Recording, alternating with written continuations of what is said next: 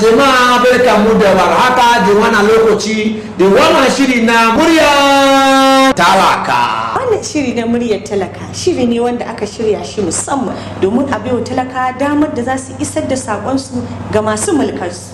Wannan shiri ba za ya zalunci kowa ba, kuma duk wanda ya turo da sakon shi to za a karanta. To wannan shiri zai baka dama wanda za ka turo da sakonka, wanda ana ce sakonka ta kwana ko ta whatsapp ko ta text a cikin lambar waya na wanda kun ga yana wucewa a jikin wannan shiri. Abun da kadai ba za mu iya karantawa ba shine idan ka turo da sakon zagi ko cin mutunci wani, amma duk abun da za ka faɗi in dai gaskiya ne to za mu fede shi a wannan shiri.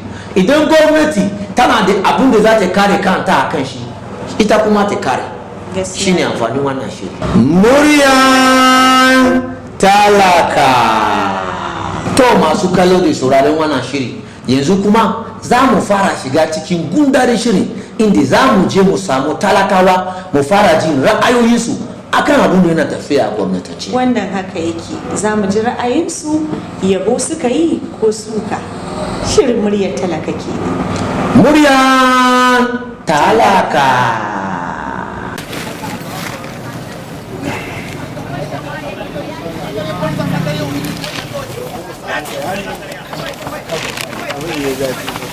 Assalamu alaikum wa rahmatullahi ta'ala wa barakatuh. Wa alaikum salam wa rahmatullahi ta'ala wa barakatuh. Musa rayuwa ga mu a garin Kankiya. Alhamdulillah.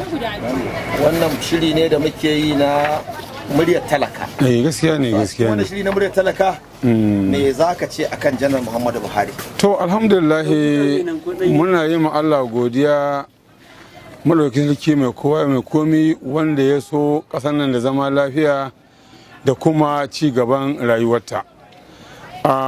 Janar Muhammadu Buhari mutum ne ɗan baiwa wanda shi Allah ya yi shi ya aje kayan shi don ya mai gyara a Najeriya don har ma duniya ta samu.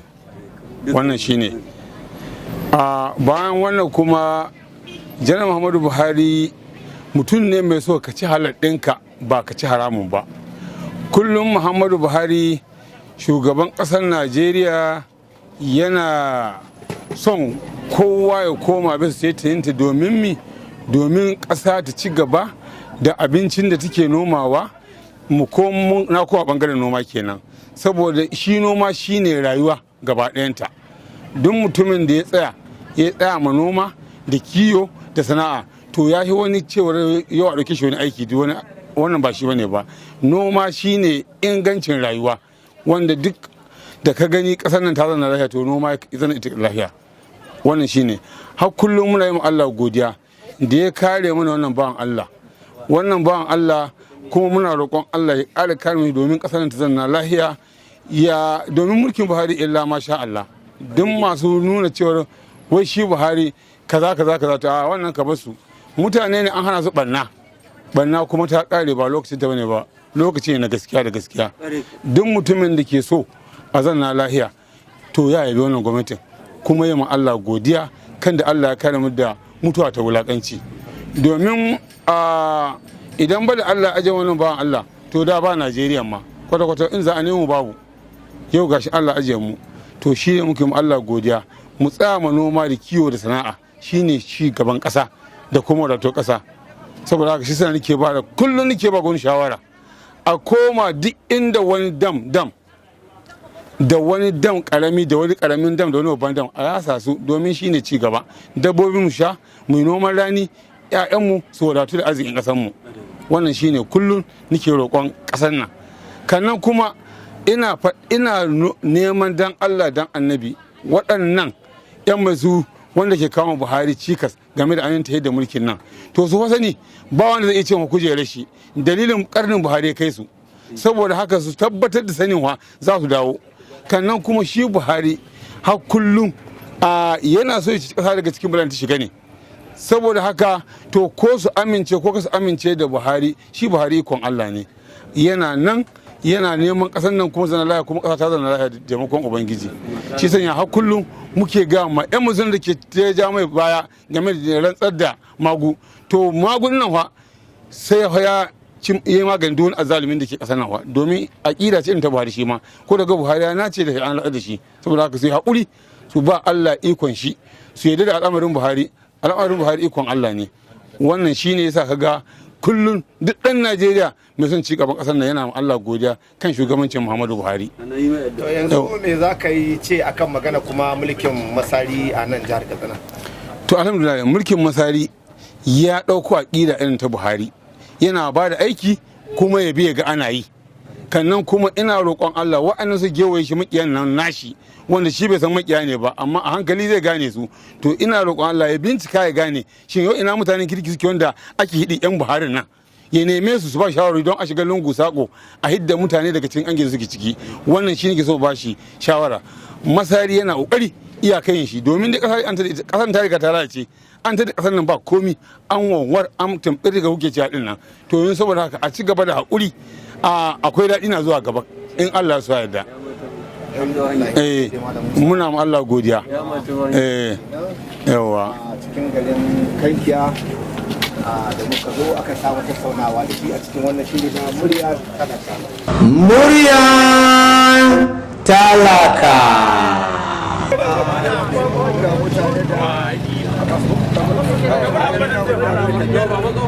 Amerika ko China da Kankiya. Ne ba ka ce zai a muryar talaka game da wannan gwamnati. Assalamu alaikum. Da farko dai ina mika godiya ta ga Allah subhanahu wata'ala da ya kawo mu cikin wannan gwamnati ta shugaban kasa Muhammadu Buhari. A gaskiya alhamdulillah an samu canji da yawa kan shugabanni da aka samu can baya gaskiya tsakani ga Allah. Kuma alhamdulillah gaskiyan magana saboda da an samu matsaloli da dama waɗanda ake ta samu matsaloli wasu an raba su da matansu an samu matsaloli dama wasu an kakkashe masu iyayensu wasu matansu wasu amma yanzu gaskiya tsakani ga Allah alhamdulillah an samu goyon baya sosai 100 an samu sauki gaskiya alhamdulillah so gaskiya duk wanda ya kawo wata matsala ko kawo wani abu kan wannan abu gaskiya ya dai hidi ne sauran shi amma ba abin da ke cikin zuciyar shi ba tunda abin da ke shiga muna ganin zahiri tsakani ga Allah an samu canji sosai tsakani ga Allah duk wasu kashe-kashe da ake yi an samu sauki gaskiyan magana kawai dai hakuri ne da mutane da ba su da shi gaskiya kowa ya san in aka ce za a yi abu yau ko gobe a yi shi to kuma gaskiya yanzu wannan abu ba haka yake ba komai sai an bi a hankali tsakani ga Allah kamar yadda shugaban mu shi ya bamu misali da cewa a ce yanzu mutum mamaci ta samu matsala ko ta kare aka zo aka dora ta dole ta ji zafi ko kuma rana guda ba za ta warke ba dole sai an bi a hankali yau da gobe shine za a samu saukin wannan abu to gaskiya alhamdulillah sai dai mu godiya ga Allah subhanahu wataala da ya bamu shi kan jagorancin wannan shugabanci. Murya talaka. A damu a cikin garin Kankiya tare da Maro kuma za mu je bayani da zai a cikin wannan shiri na muryar talaka. Jama'a assalamu alaikum. Ina farin cikin waɗannan jama'ai da suka zo suna zagayawa domin su saurari ra'ayin jama'a. Saboda haka a gaskiya na yi farin ciki 100% kuma wannan zagaye da kuke shine na tabbatar da cewa wannan gwamnati ta talakawa ce saboda haka shi wannan abu shine haƙƙin talaka domin mulki ya cancanci dama a ce a ba talaka haƙƙin shi idan ba gwamnati mai adalci ba irin wannan ba za a ce an ba mutum dama a ta yi ana tauraron bayanin shi saboda haka ni a matsayina Umar Ali dan yaƙi saboda haka na ga ci gaba kuma har kullum muna ƙara ma ƙasar na addu'a muna addu'a ga mai gida Janar Muhammadu Buhari Allah ƙara ba shi lafiya Allah ƙara ba shi ƙarfin gwiwa yin wannan abubuwa kuma Allah ƙara aza shi kan maƙiya Allah shi ƙara ba shi lafiya bayan nan kuma ina kira ga mai gida a Janar Muhammadu Buhari akwai azzalumai waɗanda su ba gudun su a ci gaba ba gudun su kullum a yi zalunci to mu dai a matsayin mu talaka kullum muna ƙoƙari Allah ka ba mai gida lahiya Allah kuma ka ɗora shi ka duk wani maki ko ina ko dawa ko kusa ko daji ubangiji Allah ka ƙara wa Buhari ƙarfin gwiwa Allah kuma ya ba shi lafiya Allah kuma ya ɗora shi kan duk wani azzalumi da yake ƙasar nan saboda haka muna farin ciki idan bayan nan kuma za mu dawo nan gida a matsayin gwamnatin mu ta jihar Katsina muna ganin abin da mai gida Masari ke yi, amma mu tsakanin mu Allah mun gamsu da abubuwan da yake, saboda mai gida a Masari ko ba komi mun ga abubuwan da yake na ci gaba, domin mutum ne ba albazajjari ba. Yawwa Allah ya sani tun da aka gwamnati ina yi ne tsakanin da Allah, ba wai tare da wani son zuciya ba. Yawwa ba kuma wai don in samu abu in samu na biyan bukata kaina ba, a'a mu mun ga ci gaba, kuma in jama'a suka yi hakuri insha Allah rabbi za a ga ci gaban fiye da wannan, saboda gwamnati ce wadda gwamnati ce wadda ba albazanci take ba, gwamnati ce wadda ke tattalin arziki, kuma insha Allah rabbi in dai aka yi hakuri to insha Allah rabbi za mu kai ga jin daɗi a irin yadda duk mutane ba su tsammani. Muryan talaka.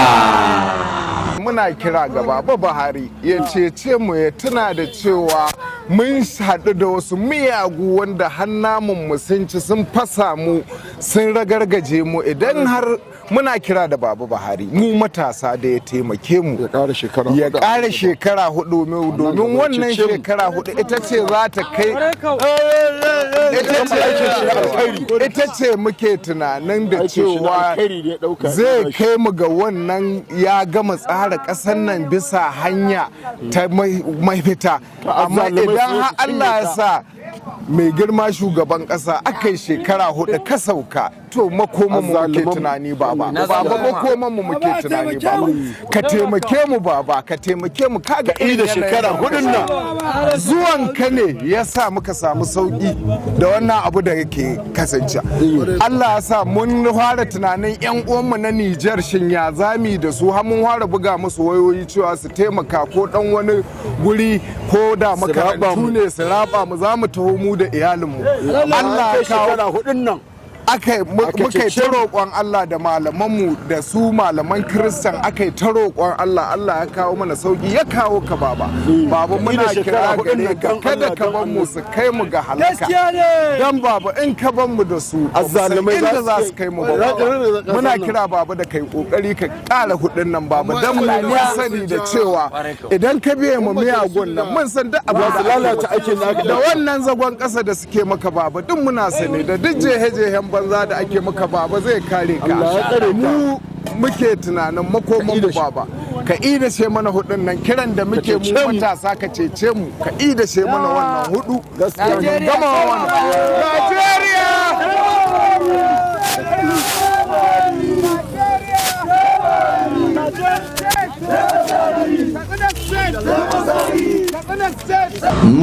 Muryan talaka.